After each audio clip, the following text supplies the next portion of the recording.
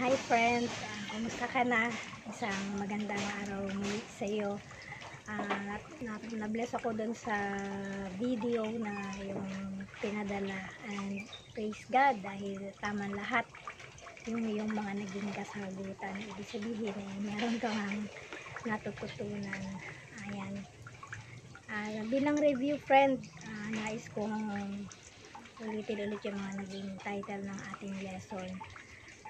Una ay new beginning, yung nagkaroon ka ng bagong pasimulang relasyon sa Diyos, nang tanggapin mo siya bilang Panginoon at tagapagligtas ng iyong buhay. Second ay nagkaroon ka ng new destiny. Ikaw ay may tiyak na patutunguhan na, and then yun sa buhay na walang hanggan sa piling ng Diyos. And third, ikaw ay nagkaroon ng new identity dahil ikaw ay isa ng anak ng Diyos. At yan ay pinatunayan ng mga verses na mula sa Biblia na pure word of God. Ayan. And ngayong araw na ito, nais kong sundan yung ating lesson. At ito ay binigyan ko ng title na New Relationship. Mayroon kang bagong relasyon sa Diyos. At may subtitle ito na The Lordship of Jesus. Ang simula ng kaligtasan ay ang pagkilala kay Jesus bilang Panginoon. Pag sinabing Panginoon, friend, ano ba yung naiisip mo? Kagaya ng alam nating lahat, kahit hindi pa tayo nagkakaroon ng personal na relasyon sa Kanya, dahil sa tradisyon at kultura na ating nakagisnan, ay kilala natin siya bilang Panginoon. Ayan. At yung pagtanggap kay Kristo bilang Panginoon ay pagpapahayag na siya ang hari sa bawat bahagi ng ating buhay. Ibig sabihin, pag siya ang hari, siya yung dapat na masusunod in all aspects of our lives. Sa ating mga buhay, kailangan siya yung laging priority. Siya yung nasusunod, siya yung plano niya yung binibigyan natin ng importansya kaysa doon sa sarili nating plano. Hindi maaaring siya ay kilalanin bilang tagapagligtas na lamang ng tao, ngunit hindi naman Panginoon. So dapat dalawa, kung kinikilala natin siyang tagapagligtas, dapat ay kinikilala din natin siyang Panginoon. Diba? Kaya nga sa prayer natin sa dulo, at ito po ang aming dalangin sa pangalan ni Jesus na aming Panginoon at tagapagligtas. Amen. Ayun. Ibig sabihin, kikilalanin natin siya bilang tagapagligtas at ating Panginoon. At yan ay nakatala sa Roma 10:9. Ayan, speaking of verse, talagang nabiblas ako na marunong ka na mag-post ng verse sa Facebook. At alam mo friend, na napakalakas maka-inspire yung mga verses na makikita mo, na lalo na kapag marami ang nagpo-post. Yun yung napakalakas, magpalakas ng ating espiritu. Sa Roma 10:9 sabi, kung ipapahayag ng iyong mga labi na si Jesus ay Panginoon at mananalig ka ng buong puso na siya'y muling binuhay ng Diyos, maliligtas ka. Ito ang sinasabi daw ng ating mga bibig, na si Jesus ay ating ang Panginoon at tayo ay lubos na magtitiwala buong puso at na magtitiwala na siya'y muling binuhay ng Diyos, ay maliligtas na tayo. So hindi lang sapat na sasabihin natin na siya ay Panginoon, kundi ipapakita natin sa ating mga buhay yung pagiging Panginoon niya. Paano ba natin yung patutunayan na siya ay kinikilala natin Panginoon sa ating buhay? Si Jesus ay binanggit sa New Testament, ayon sa bagong tipan ng Biblia. Maisingit ko lang friend, ang Bible ay binubuo ng 66 books, 39 books sa Old Testament and 27 books sa New Testament. So may kabuuan na yan, kabuuan yan na 66 books. At yung pagiging Lord o Panginoon ni Jesus ay 747 times na binanggit sa Bagong Tipan o sa New Testament. Ang New Testament ay magsisimula doon sa aklat ng Mateo at magtatapos sa aklat ng Pahayag. Yung Old Testament naman ay nag-start sa Genesis at nagtatapos sa Malakias. Pero dyan sa Bible app na ating dinownload na sinel ko sa'yo, ay meron dyang additional na, hindi ako nagkakamali, ay 11 books na hindi siya official na tinanggap ng, may tawag dyan pero hindi ko maaalala eh. Pero yun ay kasama sa kinikilalang Bible ng Catholic. Pero sa mga Bible scholars ay parang hindi kumpleto yung pag-aaral na dapat siyang isama. So hindi siya kasama, yung 11 verses na yun, ay 11 books na yun ay hindi kasama doon sa official na kinikilala na 66 books.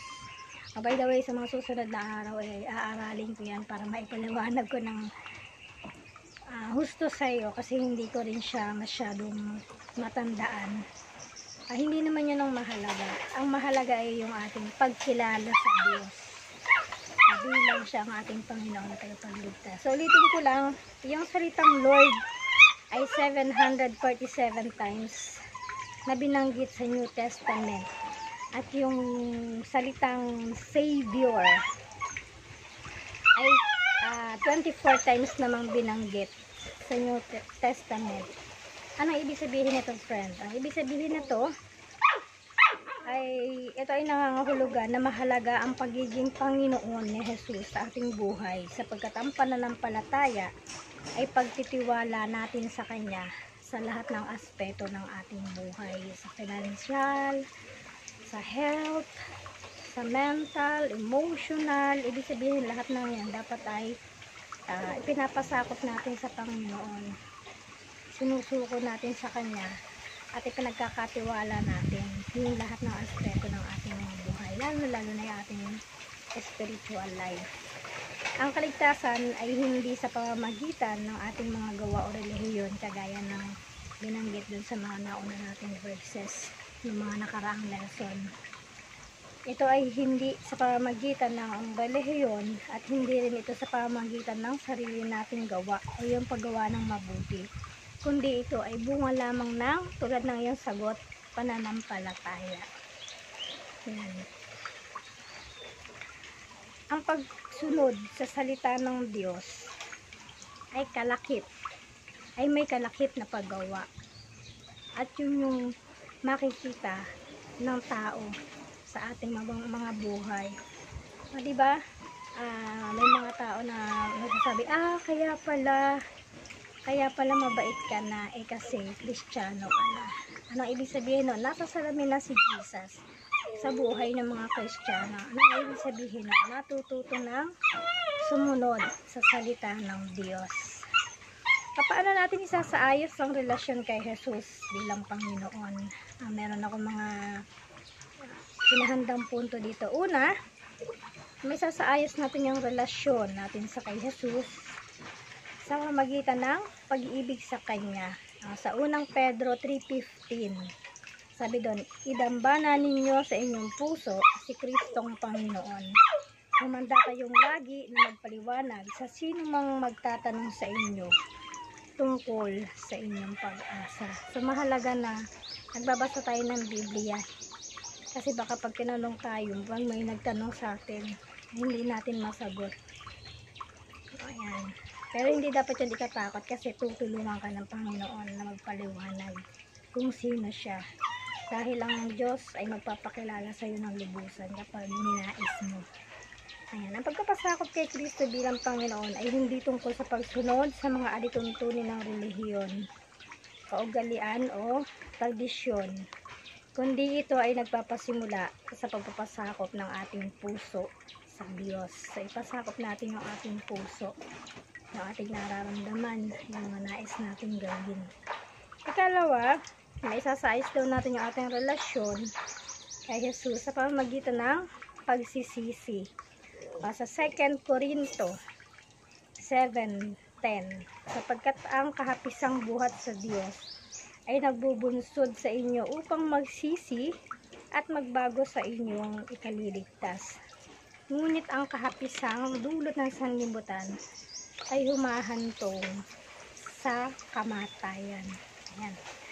Ang pagsisisi o godly sorrow, ito yung pagkalungkot na nararanasan dahil sa ating mga kasalanan at nagbubunga ito ng pagbabago ng buhay sa pamamagitan ng paghingi ng kapatawaran sa pagtalikod sa kasalanan at pagsunod sa kalooban ng Diyos. Ito ba yung masyado ka nang nag-guilty? Lord, sorry dahil napakarami kong nagawang pagkakasala sa iyo. At dahil sa pagkalungkot na yon, ay natutuwa ang Diyos. Kaya't ikaw ngayon ay binibigyan ng pagkakataon ng Panginoon at tinutulungan kanyang talikura yung mga kasalanan at tinuturo ang kanyang makasunod sa kanyang kalooban. At sa pamamagitan nun, may papakita mo yung pagiging Panginoon niya sa buhay mo. Ngunit yung kahapisan o yung lungkot na dulot ng sanlibutan o worldly sorrow, ito yung hindi nagbubunga ng pagbabago. Sa halip ito ay nag-uudyok ng paninisi sa iba. Yung bang hindi inaamin yung pagkakasala. Hindi naman ako may kasalanan, siya naman Bakit ako malulungkot? Wala naman akong ginawang masama. Yun yung kasalanang kalungkutang nagdudulot naman ng kapahamakan kasi nagmamataas, nagmamalinis. Ayaw ni Lord ng mapagmataas kasi si Lord nga siya yung perfect example ng humbleness. Mula sa pagiging Panginoon, hinubad niya yung kanyang pagiging Panginoon at namuhay siya bilang alipin, at yan ay nasa Biblia din. Sa mga susunod na araw, yan naman yung ating pag-aaralan.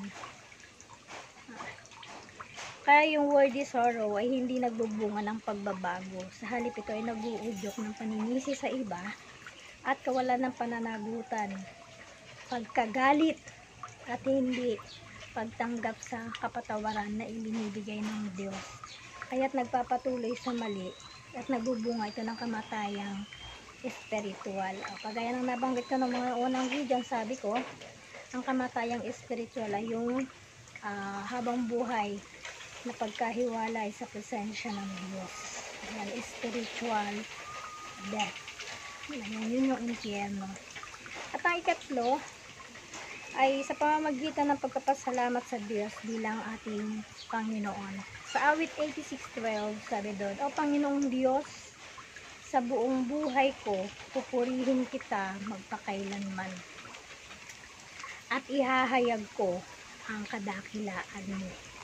Yun yung lagi tayong nakakaranas ng blessings, ng pagpapala, ng kagalakan, kaya't nagbubunga ito ng pagpapasalamat sa Diyos. Yung pinagpapasalamat natin sa Panginoon, yung karunungan, kaalaman, kaligtasan, kagalakan, kapayapaan, kapanatagan na patuloy nating nararanasan. At yan yung kailangan ng lahat ng tao, lalo na sa kalagayan natin, sa ating kasalukuyang sitwasyon. Tayong lahat, ang buong mundo ay nakakaranas ng pandemic. At kailangan ng mga prayer warriors. Kaya kailangan natin na kilalanin si Jesus bilang Panginoon at tagapagligtas upang ang lahat ng tao ay mailayo natin sa kapahamakan. Ayan. Ang ikaapat ay sa pamamagitan ng paglakad kasama niya. Sa Colossus 2:6 sabi, Yamang tinanggap ninyong Panginoon si Kristo Jesus, namuhay kayo sa paraang karapat-dapat sa Kanya. Ayan. Ang pagtanggap kay Kristo bilang Panginoon ay hindi lamang sa sinasabi, kundi panghabang buhay. Ayan. Ito ay paninindigan natin yung ating pakikipagrelasyon sa Diyos. Hindi ito kagaya ng pakikipagrelasyon natin sa boyfriend or girlfriend na kapag ayaw na, di ayaw na, break, hiwalay. Kapag may nakitang mali sa asawa, hiwalay na tayo. Hindi ganun yung relasyon na i-establish ng Diyos sa atin. Kapag tayo ay nakipagrelasyon sa Diyos, walang ayawan, walang atrasan. Kasi ang ating Panginoon, ang tanging kailangan natin upang patuloy natin maranasan yung kagalakan, na ninanais na lahat ng tao. Pasensya ka na, may yung aking mga alaga dito. Hey! Hey! Ang dami naming alaga. 5 aso at saka 3 pusa. Ganito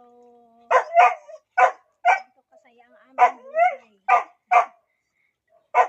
Matutuklasan natin na kaya siya dapat natanggapin bilang Panginoon ay hindi para susunod lamang sa mga utos niya. Hindi natin susundin yung mga verses na ating nababasa sa araw-araw. Hindi upang maging pagpapala din tayo sa iba. Paano ba tayo maging blessing? Sabi sa Gawa 20:35, it is more blessed to give than to receive. Mas masarap, mas pinagpapala yung mga nagkakaloob kesa tumatanggap. At yun ay karanasan din namin. Masarap yung binibigyan ka, syempre, o kaya thank you friend, pero mas masarap yung ikaw yung nagbibigay, kasi ang magsusukli sa'yo nun ay ang ating Panginoon. At alam natin na kapag ang Diyos ang magbibigay sa atin, wala yung limitasyon. Hindi kayang pantayan kahit na sino man. Kaya't kung buong puso nating tinanggap bilang Panginoon si Jesus, ay sigurado din na tayo ay magkakaroon ng buhay na walang hanggan. Diba pa ulit-ulit na sinasabi ng Biblia yan, napakaraming verse, hindi mabilang. And siguro yung mga Bible scholars bilang nila kung ilang beses binanggit yung salitang buhay na walang hanggan sa Biblia. Sa Roma 10:9 sabi, kung ipapahayag na yung mga labi na sa Jesus ay Panginoon at mananalig ka ng buong puso na siya'y muling binuhay ng Diyos, maliligtas ka. Kaya nga, ang paniniwala natin, si Kristo ay buhay at nananatiling buhay at nakatanaw siya sa ating lahat. Binabantayan niya tayo, naghihintay siya na kausapin natin siya sa araw-araw, at hinihintay ni Jesus na humingi tayo sa kanya ng tulong kapag tayo ay nahihirapan, kapag tayo ay nanghihina, kapag tayo ay nalulungkot, kapag tayo ay masaya. Hinihintay tayo lagi ng ating Panginoon.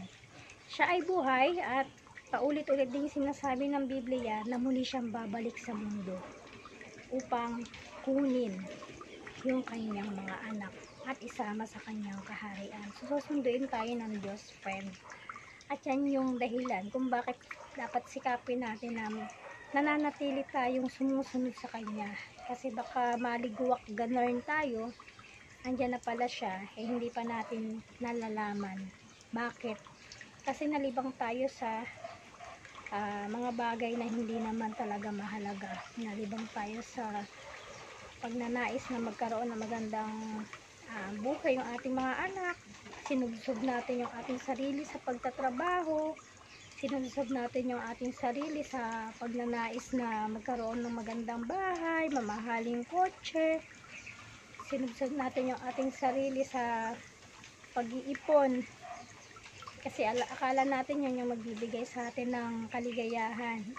Pero sabi sa Awit 37:4, sa Diyos mo hanapin ang kaligayahan at ang pangarap mo ay iyong makakamtan. Sa Diyos, tanging sa Diyos lamang natin, tanging kay Jesus lamang natin matatagpuan yung tunay na kagalakan. Ayan. Kaya nga diba nararamdaman mo ba yan, friend, na kapag pinag-uusapan si Jesus, iba yung nagiging feeling mo, parang ang gaan-gaan, ang saya-saya mo. Kasi habang pinag-uusapan natin si Jesus, binibless niya yung ating mga puso.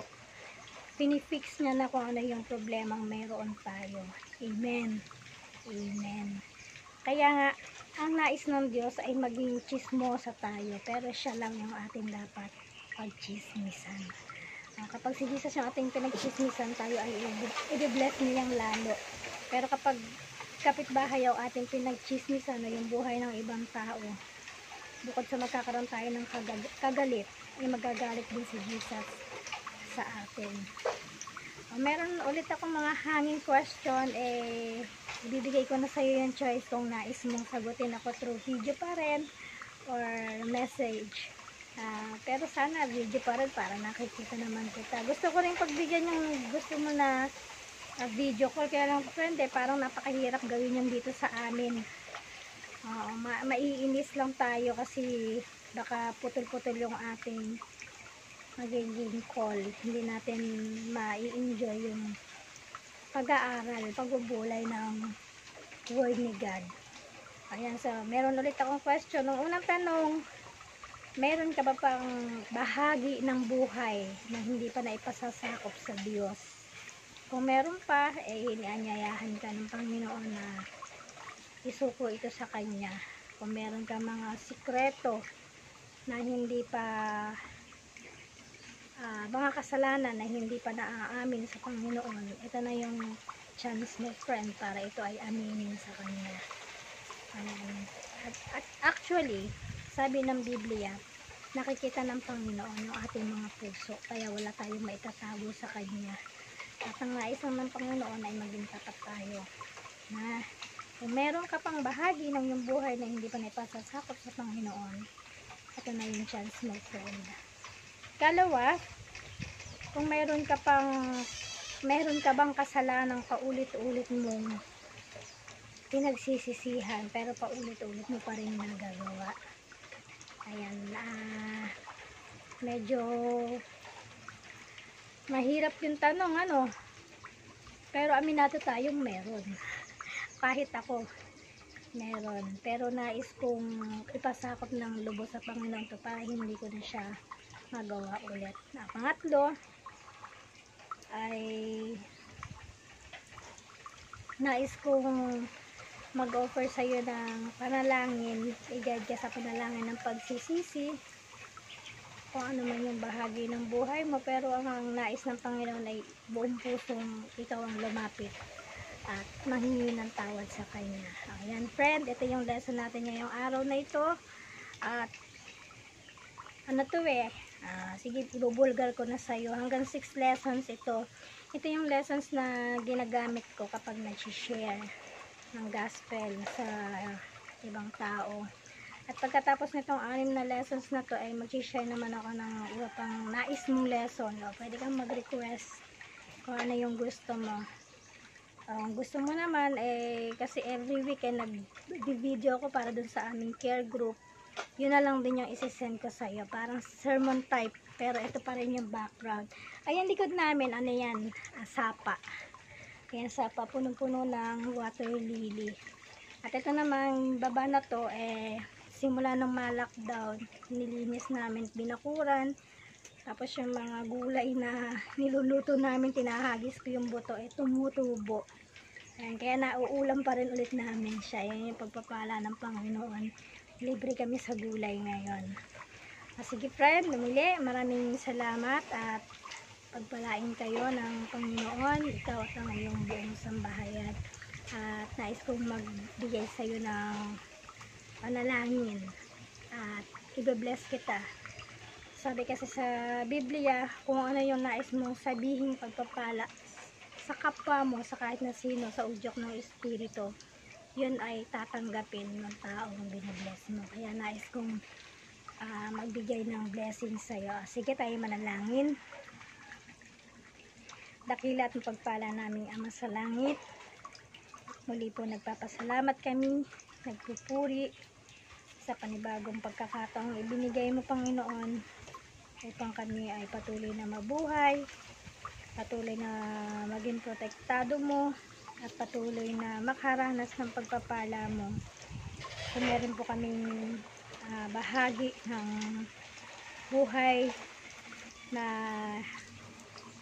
hindi mo po nagugustuhan, Panginoon, hinihingi po namin ito ng tawad sa iyo. At tulungan mo po kami, Panginoon, na ito po ay aming mabago. Dakilang Diyos, patawad po. Patawad, Panginoon, sa aming mga kahinaan, sa aming mga pagkakulang. Nais namin, Panginoon, makasunod sa kalooban mo. At hindi namin ito magagawa mag-isa, kundi ito ay magagawa namin sa tulong mo, sa biyaya mo, Panginoon. Muli ko pong idinadalangin sa iyo ang aking kaibigan na si Jenny, ang kanyang kabiyak na si Edgar. Pagpalain mo po sila, patuloy mo po silang buklurin ng iyong pag-ibig. Ipagkalabo po sa kanila, Panginoon, yung lahat ng nais ng kanilang mga puso, yung kanilang mga pinapangarap, Panginoon. I-bless mo po sila sa lahat ng aspeto ng kanilang mga buhay, financial, sa health, emotional, mental, lalo't higit, Panginoon, sa spiritual. Pagkalabuan mo po sila ng kapayapaan, kagalakan, masaganang buhay na iyong ipinangako. At gamitin mo po silang instrumento bilang pagpapala, hindi lamang po sa kanilang mga mahal sa buhay, kundi sa lahat ng tao na kanilang makakasalamuha sa bawat araw. Muli po, Panginoon, sa iyo namin ibinabalik ang pinakamataas na papuri, pasasalamat at pagsamba sa dakilang pangalan ni Jesus na aming Panginoon at tagapagligtas. Amen. So yun, friend, God bless you and thank you very much sa time, sa pakikinig. Huwag ka nawang magsasawa. Ayan, at i-bless ni Lord yung desires ng puso mo. God bless. Bye-bye.